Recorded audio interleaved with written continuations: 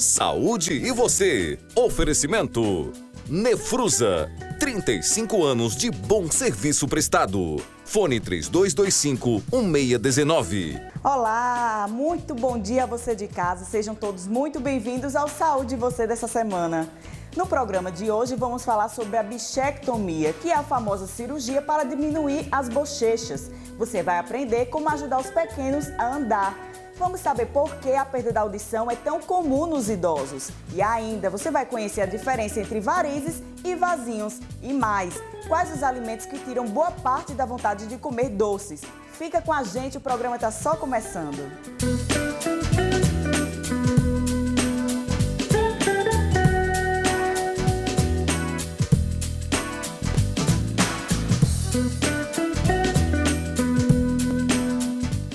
Bichectomia, a cirurgia que reduz o tamanho das bochechas, que está na moda. Muitos anônimos e famosos estão recorrendo a este procedimento estético que promete deixar o rosto mais fino, desenhado e mais harmônico. E para conversar sobre o assunto, recebo aqui a cirurgiã dentista Bianca Ramos. Bom dia, Bianca. Bom dia. Bianca, o que é a bichectomia e para que serve a bola de Bichat?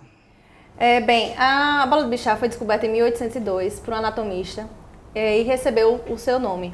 Ela é uma estrutura piramidal que fica entre o trespaço dos músculos bucinador, que fica nessa área, e do músculo masseter. Então ela fica por dentro e ela tem uma estrutura piramidal, é uma gordura em volta por um tecido conjuntivo. Certo, então ela consiste na retirada, a bichectomia em si. Isso, a bichectomia é a retirada da bola de Bichat. Certo. Quem tem covinha, as pessoas que têm a covinha quando sorri principalmente, ao retirar a bola de Bichat, ela pode alterar essa covinha? Não altera, porque a inserção muscular das covinhas é diferente da inserção dos músculos que arrodeiam a bola de Bichat. Ela é presa aos músculos da mímica.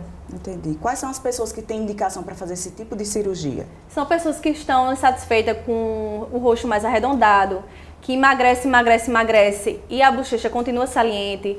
São pessoas que mordem a bochecha por dentro, que não tem espaço. Então, se faz a bichectomia para ganhar espaço para mastigação, certo? Seriam mais essas indicações. Certo. Ela pode envelhecer o rosto ou deixar a pele flácida do rosto? Não. Já foi desmistificado, certo? Essa hipótese, porque o que dá sustentação ao rosto é músculo e o esqueleto, o osso em si. Então, e ela é extremamente, ela não é uma gordura superficial, ela é uma gordura muito interna. Então, ela não tem esse poder de sustentação do rosto. Ela é muito mole, ela não dá nenhum pingo de sustentação ao rosto. Certo. Quanto ao pós-operatório, é dolorido? Como é que você faz o pós-operatório com seus pacientes, geralmente? No pós-operatório, a gente começa no dia seguinte à cirurgia, já uma drenagem linfática. Não sente dor, tá certo? A gente medica bem direitinho para que o paciente não tenha nenhum pingo de desconforto. O único desconforto é um pouco o inchaço, certo? Com 15 dias você já pode voltar a atividades físicas. Se o trabalho não envolver peso, com 3, 4 dias você já pode voltar ao seu trabalho normalmente. O inchaço tende a regredir a partir do 3º, 4º dia, começa a regressão e pode ficar algumas áreas um pouco arroxeadas, o que é normal. Agora, a drenagem e a bandagem nos 3 primeiros dias são essenciais. Certo? Isso, ela pode ser feita com algum outro tratamento estético no rosto? Estão associando muito a bichectomia com a aplicação de ácido deoxicólico na região de papada. Que a pessoa já aproveita o inchaço dessa região e a bandagem utilizada e a drenagem que é feita. Então está se usando muito a associação desses dois procedimentos. Certo. E após a retirada da bola de Bichat, em quanto tempo a gente começa a ver o resultado? O resultado começa a aparecer a partir do desinchaço total. Então, ali com 20 dias, você já começa a ver algum resultado. Com um mês já vai ficando mais evidente, mas o resultado final, como em outras cirurgias plásticas, são 6 meses. E contraindicação, existe alguma? As contraindicações são mais comprometimento de saúde gerais do paciente e ela também tem alguns riscos, como o rompimento do ducto parotídeo, mas a gente foge dessa estrutura. Fazemos uma incisão sucular na região de fundo de sulco por dentro da bochecha, por dentro da boca. Então ela não fica com cicatrizes aparentes. O outro risco seria paralisia do nervo facial, mas também fugimos bastante dessa área, por isso que é importante procurar um profissional competente e capacitado para esse tipo de cirurgia. Os outros tipos de riscos são os mais comuns, como outras cirurgias normais, que é hemorragia, uma infecção. É essencial pedir um hemograma completo. A gente também pede um coagulograma para ver o sangramento. E também pedimos a glicemia. E vemos o histórico de pacientes que têm hipertensão, diabetes, porque tudo tem que ser controlado para não se tornar um paciente de risco. Então a gente tem todo o cuidado e também fazemos uma medicação pré-operatória com a profilaxia antibiótica, protegendo o paciente de qualquer infecção, e também o uso de Decadron, que é um corticoide, antes da cirurgia, para já fazer um controle desse inchaço. Bianca, e se tratando do passo a passo da cirurgia em si, fala um pouquinho sobre ela. Bem, a cirurgia ela é feita por dentro da boca, certo? Na região ali mais ou menos dos últimos dentes, em cima, certo? Que a gente chama na área sucular. É feita uma incisão de 1 centímetro.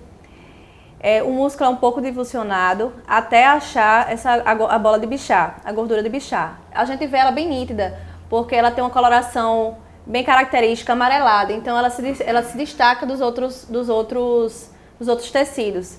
Então ela é retirada parcialmente, porque ela não pode ser retirada totalmente, porque ela tem uns prolongamentos em alguns músculos que não podem ser mexidos, certo? Então a gente tira o corpo da bola de Bichat.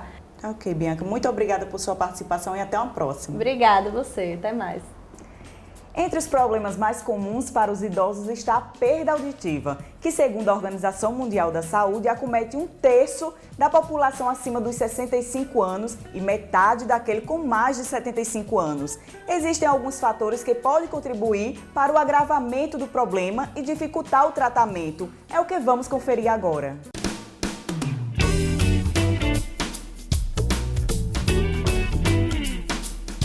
O Melhoridade de hoje veio falar um pouco sobre a saúde auditiva, mais especificamente sobre a perda da audição que é tão comum nos idosos. Para conversar sobre o assunto, estou aqui com a otorrino Isabelle Braz. Bom dia, Isabelle. Bom dia. Vamos conversar um pouco sobre a perda da audição e eu queria saber inicialmente por que é tão comum nos idosos.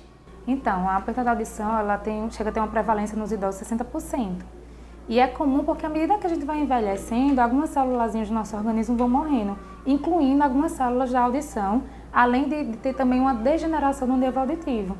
Então, é por isso que as pessoas mais idosas têm mais perda de audição. Certo, essas pessoas quando vão envelhecendo, elas têm certas características, sintomas que possam ser observados para a perda? Tem a questão da gente observar o volume mais alto da TV, tem a questão da gente observar a voz, quando a pessoa eleva a voz para falar com você.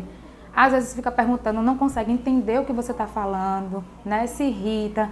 E uma das características importantes em idosos é que eles ficam mais retraídos. Então eles começam a se isolar mais da sociedade porque ele não consegue entender, não consegue se comunicar. Então isso é uma característica da perda da audição nos idosos. Eles ficam mais quietinhos, mais no lugarzinho deles, que é para poder... porque eles não conseguem se comunicar, na verdade. E isso é de extrema importância a atenção da família, né? O carinho e a paciência da família para o tratamento desses idosos, né? Ah, com certeza. Se tratando da perda, essa perda gradualmente, ela pode atrair outras doenças, como por exemplo a depressão? Pode. Ela está muito associada à depressão e alguns tipos de demência, o Alzheimer. Então, quanto mais rápido a gente conseguir evitar que essa perda fique ocorrendo sem ter uma reabilitação, uma habilitação do paciente, mais chances ele vai ter de ter uma depressão, de ter algum tipo de demência, o mal de Alzheimer, entre outras doenças. Conta um pouquinho para quem está em casa, para quem precise desse tratamento. O paciente chega aqui, como é feito o acompanhamento e o tratamento desse paciente? Então, o paciente chega aqui, ele é encaminhado por outros especialistas, né? Tanto de dentro da FUNAD quanto de fora também, né? Então, ele vem aqui já com a suspeita da perda de audição. Ele vai vir aqui, a gente vai avaliar, ver se tem... Existe um tipo de perda de audição que é comum, que é a devida ao acúmulo de cera, né? Então, às vezes, a gente só tirar a cera, o paciente já ouve melhor. Mas, na maioria dos casos, na verdade, é uma perda devido à idade mesmo, é o que a gente chama de presbiacusia. Então, o paciente chega aqui, a gente é avaliado pelo otorrino, os exames são feitos pela fonoaudióloga, a gente vai diagnosticar a perda, vai fazer o tratamento, que geralmente é um aparelho auditivo. E daí a gente vai acompanhar anualmente esse paciente para ver como é que está essa perda, para vigiar mesmo essa perda auditiva. Que dependendo, na maioria dos casos, a perda é progressiva, né? A característica principal da presbiacusia é que é uma perda progressiva. Então, a gente tem que vigiar essa audição pelo menos uma vez ao ano. Então, esses pacientes são acompanhados para que, se houver uma perda, né, se houver uma progressão da perda, que geralmente ocorre, a gente é só reprogramar o aparelho. E nos casos de pacientes que evoluem para uma perda profunda, tem outros tipos de tratamento, como, por exemplo, o implante coclear. Varizes ou vasinhos. Nem sempre é fácil identificar as manchinhas roxas que aparecem na região das pernas. Elas geralmente provocam incômodo e desconforto tanto físico quanto estético para muitas mulheres. Se você prestar atenção aos detalhes, conseguirá saber a real diferença entre elas.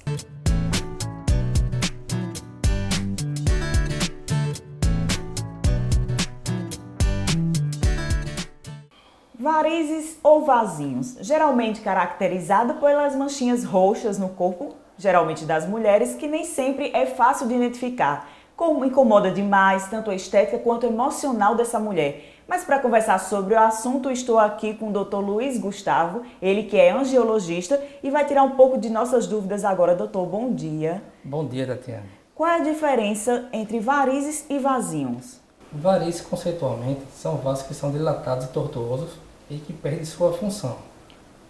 Então, não é só uma via dilatada, quer dizer que tem uma varize. Ela também tem que perder sua funcionalidade para, conceitualmente, se tornar uma varize.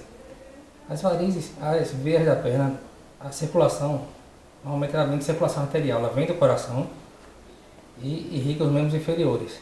E na volta, ela volta pelas veias até o coração de novo e ao pulmão para fazer a reoxigenação. O vasinho, ele pode progredir para uma variz ou são coisas totalmente diferentes? Não, na verdade, o vasinho, aqueles vasinhos que a gente vê, que são chamadas aranhas vasculares ou telangiectasias, que são aqueles fininhos, na verdade já são varizes.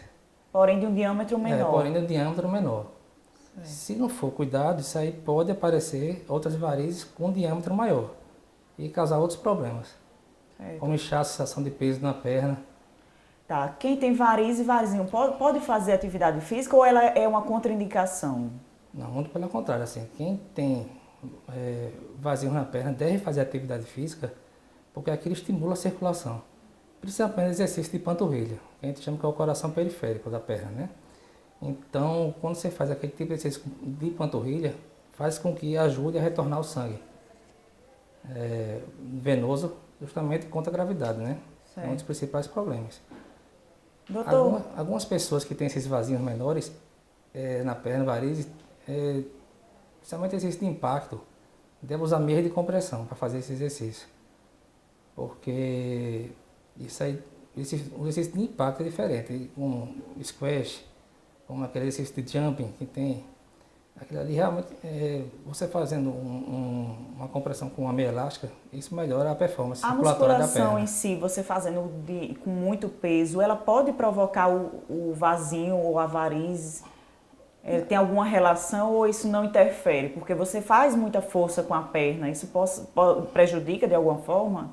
Na verdade, esse exercício de musculação não causa varizes, de forma alguma, ao contrário. Ele ajuda a circulação da perna. O que acontece muito é que quando você está numa academia, você vê aquelas pessoas que são mais fortes e têm aquelas veias dilatadas.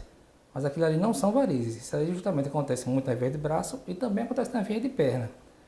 Porque quando você faz o exercício com aquela musculatura, que chega mais sangue naquele local, às vezes ela tende a dilatar para também retornar. Mas aquelas não são varizes. Entendi. Doutor, há uma relação, um mito, não sei se é mito na verdade, questão de anticoncepcional e varizes e vasinhos. Tem relação? Eles causam realmente esses medicamentos? Na verdade, tem uma relação sim. Uma relação já provada que o uso de anticoncepcional realmente pode causar varizes. Mas se você, por exemplo, parar de tomar anticoncepcional, some o vasinho ou a partir do momento que aparece, ele não desaparece mais? Normalmente os vasinhos, quando aparecem, eles não somem só com medicação. Medicação apenas, ou qualquer tipo de pomada, é apenas sintomático. Assim, quando as varizes aparecem, realmente precisa de um tratamento. Tratamento para essas varizes e vasinhos, o que é que o senhor indica? Depende de cada caso. Inicialmente depende do grau das varizes. Se for para vasos menores, a gente pode fazer uma aplicação convencional, pode usar laser. Para vasos maiores, a gente pode usar até espuma.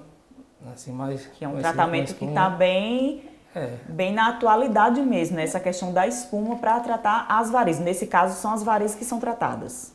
São varizes que são tratadas, mas Certo. geralmente a gente usa para vasos maiores. Tá, aí em que consiste esse espumas. tratamento da espuma? É injetado? A espuma, a gente usa basicamente a mesma medicação que a gente usa para aplicação convencional, né? Que é a secagem de vasinhos.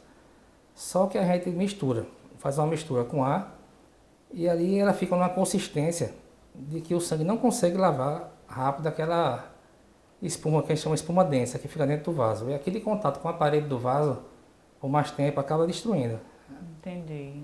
Então essa espuma tem o poder de destruir a varize. Isso, a espuma tem o poder de destruir as varizes. Certo. E para os vasinhos, qual é o tratamento que vocês utilizam? Os varizes, geralmente a gente pode fazer uma aplicação convencional ou a gente usa o tratamento com laser. Entendi. Também. Que no caso é aquele laser que o senhor vai mostrar agora, né? Isso, eu vou mostrar o laser. O ideal também, vou mostrar aqui um equipamento também, que faz com que a gente veja aqueles vasinhos, mas principalmente que vejam outros vasinhos que nutrem aquelas aranhazinhas vasculares. É um Isso equipamento mais que importante. torna algo mais preciso, né? Isso, é um equipamento de realidade aumentada, na verdade. Entendi. É uma tecnologia, né, que a gente adere aqui à nossa realidade e ajuda muito a gente aí no tratamento. Aí através dessa iluminação verde, o senhor vai fazendo trabalhando Isso, com laser. Vou mostrar a vocês, assim, justamente porque a gente não consegue ver esses vasos nutridores que estão abaixo da pele. E com esse equipamento a gente tem uma capacidade maior de conseguir ver essas veias que estão nutrindo. Então, aquela história de que se fizer a aplicação, volta os vasinhos, pode voltar, entendeu? Assim, porque um principal fator de causa de varizes é a tendência genética da pessoa. Mas se você conseguir identificar os vasos que estão nutrindo, tem um tratamento muito mais efetivo. Então, o importante é mais nutrir do que tratar os que já existem. Isso, tem que tratar os que já existem e também achar as veias nutridoras, né? Que justamente Para evitar que apareçam, né? para evitar que apareçam esses outros vasinhos menores, né? Após a aplicação. E o nosso mito ou verdade de hoje é: mascar chiclete faz mal ao estômago? A resposta você confere no próximo bloco.